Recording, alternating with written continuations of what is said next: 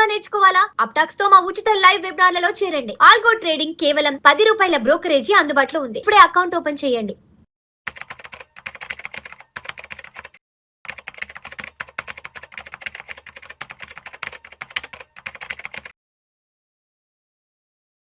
సల్మాన్ గారు నమస్తే సార్.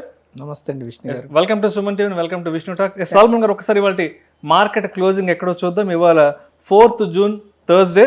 సెన్సెక్స్ విషయానికి వస్తే 13 పాయింట్ల లాభంతో 74,360 వద్ద క్లోజ్ అయింది. నిఫ్టీ విషయానికి వస్తే 10 పాయింట్ల లాభంతో 23,416 పాయింట్ల వద్ద క్లోజ్ అయింది. బ్యాంక్ నిఫ్టీ విషయానికి వస్తే 121 పాయింట్ల లాభంతో 54,307 వద్ద క్లోజ్ అయింది. ఎస్, మొత్తానికి ఇవాళ Sensex settles 550 points higher from days లో. సో మొత్తానికి ఇవాళ మార్కెట్లో కేవలం ఒక డబుల్ డిజిట్తో పాజిటివ్గా క్లోజ్, అంటే స్వల్ప లాభాల్లో మాత్రమే ఇవాళ మార్కెట్ క్లోజ్ అయినాయి. ఏంటంటారు మరి? అటు ఇటు కాకుండా సెన్సెక్స్ కేవలం 13 పాయింట్ల దగ్గర పాజిటివ్గా క్లోజ్ అయింది, నిఫ్టీ ఏమో 10 పాయింట్ల దగ్గర పాజిటివ్గా క్లోజ్ అయింది. ఏంటి ఈ స్వల్ప లాభం కూడా కాదు ఇది? ఎస్, ఏం చెప్పాలంటారు దీనికి? యాక్చువల్గా అండి ఇది ఫ్లాట్ పెరగలేదు, తగ్గలేదు, అక్కడే ఉంది. కానీ మార్నింగ్ చూసుకుంటే మార్నింగ్ స్టార్ట్ అయినప్పుడు చాలా మైనస్లో స్టార్ట్ అయింది సెన్సెక్స్. నిఫ్టీ కూడా మైనస్లో స్టార్ట్ అయింది. అంటే మార్కెట్ ఇంకా ఈరోజు కూడా చాలా నెగిటివ్ వెళ్తుంది అనుకున్నారు. అక్కడ నుంచి రికవర్ అయ్యి మళ్ళీ సుమారుగా 500 మైనస్ వెళ్ళి సెన్సెక్స్ మళ్ళీ రికవర్ అయ్యి ఫ్లాట్గా క్లోజ్ అయింది. అంటే ఒక విధంగా 500 పాయింట్లు పెరిగినట్లే. కాకపోతే ఏంటంటే ముందు మైనస్ వెళ్ళి ఫ్లాట్ అయింది. కారణాలు ఏమిటంటే 3 కారణాలు అండి. ఒక కారణం ఏమిటంటే నేషనల్ మీడియా రిపోర్ట్స్, అంటే సెంట్రల్ గవర్నమెంట్ క్యాబినెట్ మనకి ఆర్డినెన్స్ రాష్ట్రపతి గారికి ఫారిన్ ఇన్స్టిట్యూషనల్ ఇన్వెస్టర్స్, అంటే ఫారిన్ పోర్ట్ఫోలియో ఇన్వెస్టర్స్ మళ్ళీ మన వైపు రావాలంటే వాళ్ళకి ఏదైనా మనం స్వీట్ ఇవ్వాలి, ఇన్సెంటివ్స్ ఇవ్వాలి వాళ్ళకి. ఎందుకంటే మన మార్కెట్స్ నుంచి వాళ్ళు విపరీతంగా 2,60,000 కోట్లు ఈ ఒక్క సంవత్సరంలోనే వెళ్ళారు. సో వాళ్ళకి మన దగ్గర ఏఐ స్టాక్స్ లేవు. వాళ్ళు ఏఐ స్టాక్స్ ఎక్కడ ఉన్నాయో ఆ మార్కెట్స్లోకి వెళ్ళిపోతున్నారు. థాయిలాండ్ కావచ్చు, కొరియన్ మార్కెట్స్ కావచ్చు, జపాన్ కావచ్చు, చైనా కావచ్చు, నాస్డాక్ కావచ్చు, ఇవన్నీ లాస్ట్ 1.5-2 ఇయర్స్ నుంచి విపరీతంగా ర్యాలీ చేస్తున్నాయి. సో మళ్ళీ ఒకటి ఏంటంటే మన యొక్క ట్రేడ్ డెఫిసిట్ వల్ల రూపీ డిప్రిషియేట్ అవడం వల్ల నికరంగా రూపీ డిప్రిషియేట్ అయితే అంత లాస్ అయినట్టు వాళ్ళు. సో మన దగ్గర వాళ్ళకి గిట్టుబాటు అవ్వట్లేదు మన స్టాక్ మార్కెట్స్, అందుకని వెళ్ళిపోతున్నారు. సో మన యొక్క మార్కెట్స్ని నిలబెట్టుకోవాలంటే మనం ఎఫ్ఐఐల్ని, అంటే మన డొమెస్టిక్ ఇన్వెస్టర్స్ ఎంత కొంటే కూడా, ఎన్ని వేల కోట్లు మన డిఐఏలు కొంటే కూడా మనం కొనేదానికంటే సెల్లింగ్ ఎక్కువ ఉన్నప్పుడు మన మార్కెట్స్ నెగిటివ్లో క్లోజ్ అవుతాయి. సో ఎఫ్ఐఐలు మన వైపు ఆకర్షుకోవాలంటే ఏదన్నా శుభవార్త వాళ్ళకి చేయాలి. సో మన సెంట్రల్ గవర్నమెంట్ ఏం చేసింది, ఆర్డినెన్స్ ద్వారా బిల్ పాస్ చేయాలని రాష్ట్రపతి గారికి పంపించారు. ఏమిటి? Capital gain tax. అంటే ఈక్విటీస్లో 12.5% ఉంది లాంగ్ టర్మ్ క్యాపిటల్ గెయిన్స్. అదే బాండ్స్ డెట్లో అయితే 20% అలా ఉంటుంది. తగ్గించాలి అన్నది.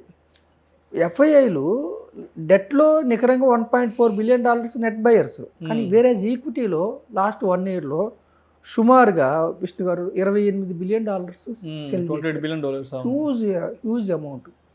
సో ఫారిన్ పోర్ట్ఫోలియో ఇన్వెస్టర్స్కి ఎల్టీసీజీ తీసేస్తారు అనే ఆర్డినెన్స్ వార్త రావటం వలన మార్నింగ్ నెగిటివ్ వెళ్ళిన మార్కెట్ మళ్ళీ కొంచెం పాజిటివ్ వచ్చి ఫ్లాట్గా నిలబడింది.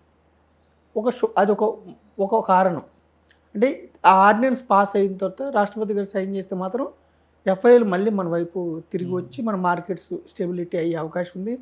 మన యొక్క రూపాయి కూడా నిలబడుతుంది, అంత బాగుంటుంది. రెండవ కారణం ఏమిటంటే జియో పొలిటికల్ టెన్షన్స్, యుద్ధ వాతావరణం నెమ్మదిస్తుంది అనే వార్త వచ్చింది. ఎందుకు శాంతిస్తుంది? నిన్న మొన్న మనం చూసాము, ట్రంప్ కూడా నెతన్యాహు గారి మీద అరిచారు. ఎందుకంటే లెబనాన్ మీద వాళ్ళు అటాక్ చేస్తున్నారు. ఇజ్రాయెల్ లెబనాన్ మీద అటాక్ చేసినప్పుడు ఇరాన్ కోపం వస్తుంది. ఇరాన్ వాళ్ళ మీదే కాకుండా లెబనాన్ వాళ్ళకి మిత్ర దేశం. ఎందుకు ఈ సీజ్ ఫైర్ కొనసాగే టైంలో ఎందుకు నువ్వు అటాక్ చేస్తున్నావు లెబనాన్ మీద, నెతన్యాహు మీద అరిచారని వార్తలు వచ్చినాయి. సో ఇప్పుడు వార్త వచ్చిందంటే లెబనాన్కి ఇజ్రాయెల్కి మధ్య సీజ్ ఫైర్ అగ్రిమెంట్ కుదిరింది వార్త వచ్చింది. దానివల్ల ఏమిటి, జియో పొలిటికల్ టెన్షన్స్ మనకి నిమ్మలం అవుతున్నాయి, కొన్ని రోజులు యుద్ధ వాతావరణం తగ్గుతుంది అంటే వల్ల మార్కెట్స్కి పాజిటివ్. దీనివల్ల కూడా నెగిటివ్ వెళ్ళిన మార్కెట్ మళ్ళీ ఫ్లాట్గా వచ్చింది. మూడవ కారణం ఏమిటంటే క్రూడ్ ఆయిల్. ఎప్పుడైతే జియోపొలిటికల్ టెన్షన్స్ తగ్గుముఖం పడతాయో క్రూడ్ ఆయిల్ నెమ్మదిస్తుంది. క్రూడ్ ఆయిల్ ఇవాళ ఈరోజు సుమారుగా 0.97%, అంటే 1% డౌన్ అయింది, తగ్గింది. Per barrel 96.86. 1% డౌన్ అయితే మన యొక్క ఇంపోర్ట్ బిల్లు డ్రాస్టికల్గా తగ్గుతుంది. మన ఇంపోర్ట్ బిల్ తగ్గినప్పుడు ఏమవుతుంది, ఇన్ఫ్లేషన్ తగ్గుతుంది. అంటే క్రూడ్ ఆయిల్ మీద డిపెండ్ అయ్యి ట్రాన్స్పోర్ట్, ట్రావెల్, ఎవ్రీథింగ్ మన యొక్క ఇన్ఫ్లేషన్ అంతా క్రూడ్ ఆయిల్ మీద డిపెండ్ అయి ఉంటుంది. సో క్రూడ్ ఆయిల్ 1% డౌన్ అయింది కాబట్టి మన యొక్క ఇది ఇన్ఫ్లేషన్ తగ్గుతుందని వార్తలు వచ్చాయి కాబట్టి మనకి ఇది శుభ పరిణామం. అంటే క్రూడ్ ఆయిల్ ప్రైస్ తగ్గడం అనేది మన భారతదేశానికి శుభ పరిణామం. సో అది కూడా మార్కెట్స్కి సెంటిమెంటల్గా ఊతమిచ్చింది. సో ఈ 3 కారణాల వల్ల, ఒకటి ఏమిటంటే ఎల్టీసీజీ తగ్గిస్తారు ఎఫ్ఐఎల్ ఎఫ్పిఎల్ మీద అని ఒక కారణం. రెండవది ఏమిటంటే సీజ్ ఫైర్ ఎక్స్టెండ్ అవుతుంది, లెబనాన్కి ఇజ్రాయెల్కి మధ్య సీజ్ ఫైర్ కుదిరింది, యుద్ధ వాతావరణం నెమ్మదించే అవకాశం ఉందని రెండవది. మూడవది ఏంటంటే క్రూడ్ ఆయిల్ ఎప్పుడు కూడా మనకి క్రూడ్ ఆయిల్ 96-97లో ఉంది, ఇంకా తగ్గే అవకాశం ఉంది భవిష్యత్తులో. అంటే యుద్ధం ఆగిపోతే ఇంకా తగ్గే అవకాశం ఉంది. క్రూడ్ ఆయిల్ నెమ్మదిస్తే మన యొక్క స్టాక్ మార్కెట్స్కి ఎప్పుడు పాజిటివ్. క్రూడ్ ఆయిల్ పెరిగితే మన మార్కెట్స్ డౌన్ అవుతాయి, క్రూడ్ ఆయిల్ నెమ్మదిస్తే మన మార్కెట్స్ పాజిటివ్. సో ఈ 3 కారణాల వల్లే మన మార్కెట్స్ పొద్దున్న మార్నింగ్ నెగిటివ్గా వెళ్ళిన మార్కెట్స్, నిన్న కూడా ఫుల్ నెగిటివ్ వెళ్ళిన మార్కెట్స్కి ఈరోజు మళ్ళీ నెమ్మదించి పైగా ఫ్లాట్గా, అంటే కొంచెం పాజిటివ్గా క్లోజ్ అయినాయి. నాకు తెలిసి మన మార్కెట్స్కి కొంచెం మంచి రోజులు వచ్చే అవకాశాలు అంటే ఎఫ్ఐఎల్ ఎఫ్పిఎల్ టర్న్ అయితే domestic institutional investors strong buyers of our stock markets. Macro economic పరంగా అయితే మనకి ఇబ్బంది లేదు, జీడిపి కావచ్చు, ఇన్ఫ్లేషన్ అదుపులో ఉంది, జీడిపి 6.5%తో ఇంత ఇబ్బంది ఉంటే కూడా ముందుకెళ్తుంది. జిఎస్టీ కలెక్షన్స్ బాగున్నాయి, ఉద్యోగాల జాబ్ డేటా బాగుంది, కన్జంప్షన్ బాగుంది, పైగా కన్జంప్షన్ పెరుగుతుంది. అంటే యాక్చువల్గా వచ్చే ఈఎంఐలు ఎక్కువ పెట్టుకున్నారు, కన్జంప్షన్ పెంచుకుంటున్నారు మన యొక్క యూత్. మన దేశానికి వచ్చిన ఇబ్బంది ఏమి లేదు, బాగానే ఉంది. షార్ట్ పీరియడ్ ఈ ఛాలెంజెస్ 2 years నుంచి నడుస్తున్నాయి, ఇప్పుడు ఒక ఎండ్కి వచ్చినాయి అని నేను అనుకుంటున్నాను. మన యొక్క సెంట్రల్ గవర్నమెంట్ తీసుకున్న నిర్ణయాల వల్ల కావచ్చు.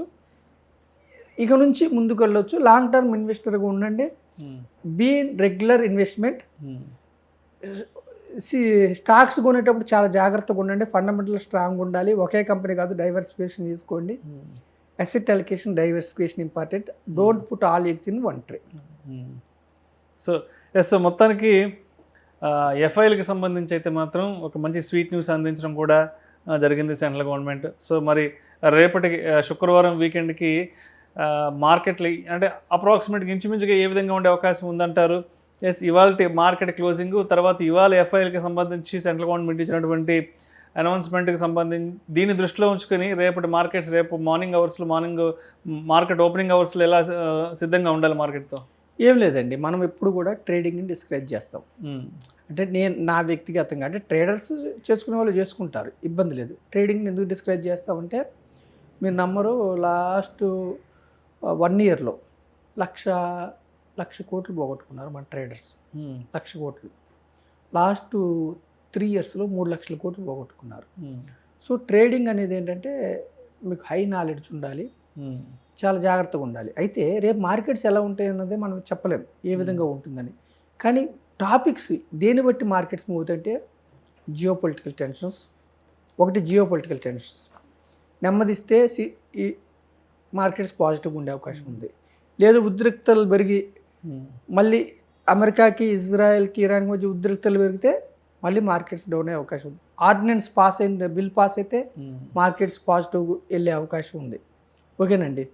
తర్వాత ఇవే కాకుండా ఎఫ్ఐఎల్ మళ్ళీ మన వైపు వచ్చారనుకోండి మార్కెట్స్ పెరుగుతాయి. మళ్ళీ ఎఫ్ఐఎల్ ఇలాగే నెట్ సెల్లర్స్ ఉంటే మార్కెట్స్ తగ్గుతాయి. సో నేనేమంటానంటే షార్ట్ టర్మ్ ట్రేడింగ్ వైపు ఉంటే మనం ప్రెడిక్ట్ చేయలేం మార్కెట్. లాంగ్ టర్మ్ ఇన్వెస్టర్గా రెగ్యులర్ ఇన్వెస్ట్మెంట్ లాగా ఉంటే ఇప్పటికిప్పుడు డౌన్ అయితే కూడా మీరు భయపడాల్సిన అవసరం లేదు. మొత్తం డబ్బును ఒకటేసారి పెట్టకుండా మీరు అంటే mutual fund portfolio, mutual funds అంటే ప్రజలకి ఏమిటంటే ఈజీగా కొనడం అవకాశం ఉంది కాబట్టి చిన్న చూపు వచ్చింది. కానీ మ్యూచువల్ ఫండ్స్లో ఏంటంటే మీ ఎప్పుడు కూడా మ్యూచువల్ ఫండ్ సంస్థలు 5 to 10% క్యాష్ హోల్డింగ్ పెట్టుకుంటున్నాయి. అంటే మార్కెట్ డౌన్ అయినప్పుడల్లా మంచి స్టాక్స్ని పిక్ చేసుకోవడానికి క్యాష్ హోల్డింగ్ పెట్టుకుంటున్నాయి. మనం ఇండివిజువల్స్ ఏం చేస్తామంటే మనం క్యాష్ హోల్డింగ్ పెట్టుకోం. తర్వాత ఇండివిజువల్స్కి చూడండి, లాస్ట్ 2 yearsలో నిఫ్టీ 500లో నుంచి మొత్తం 50% ఫాల్ అయిన స్టాక్స్ చాలా ఉన్నాయి నిఫ్టీ 500లో. అంటే ఇండివిజువల్ స్టాక్ హోల్డర్స్ ఇండెక్స్ కంటే ఇండివిజువల్ స్టాక్ హోల్డర్స్ విపరీతంగా నష్టపోయారు. ఇండెక్స్ పడిన దానికంటే ఇండివిజువల్ స్టాక్స్ విపరీతంగా పడ్డాయి.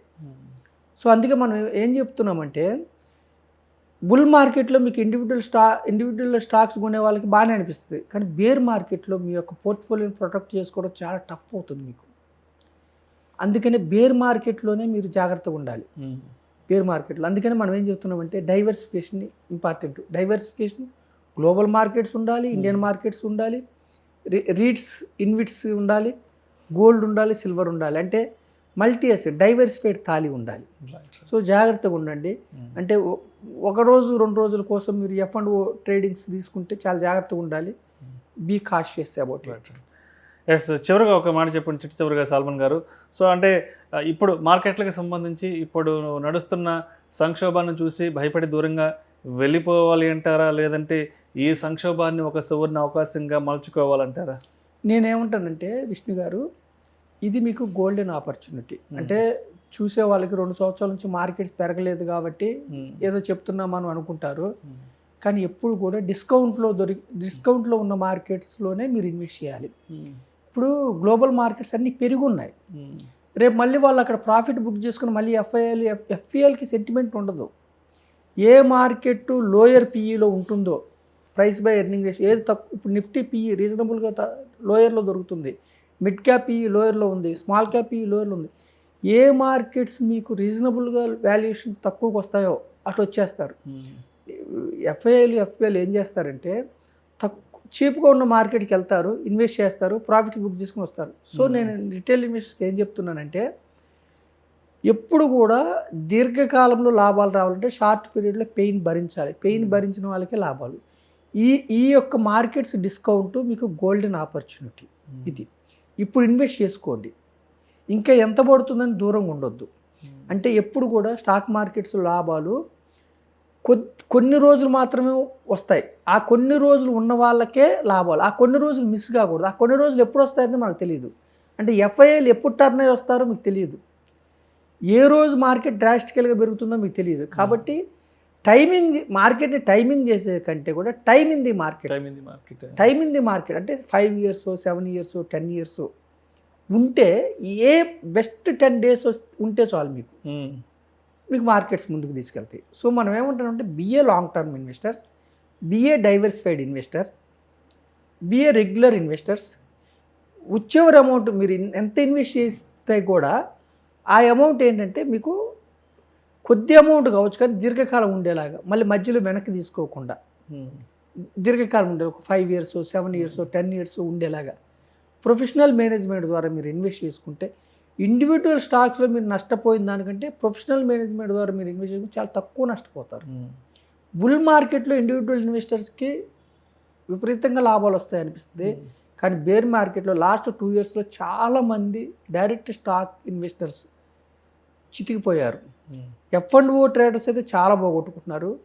డైరెక్ట్ స్టాక్స్ పెట్టిన వాళ్ళు కూడా చిన్న స్టాక్స్, లేదంటే నిఫ్టీ 500లో కూడా కొన్ని స్టాక్స్ పెట్టిన వాళ్ళు చాలామంది వచ్చిన లాభాలని టైంకి ఎగ్జిట్ కాలేక చాలామంది నష్టాల్లో కూరుకుపోయారు. So be cautious, be long term investors, fundamental strong ఉన్న వాటిని, లేదంటే diversified equity mutual funds always best investment for you, but you should be diversified. Right sir. Thank you sir. Thank you so much Salman గారు, ఇవాళ మా స్టూడియోకి వచ్చి post market analysis అందించారు. Thank you so much అండి. థ్యాంక్ యూ అండి విష్ణు గారు, it's my pleasure.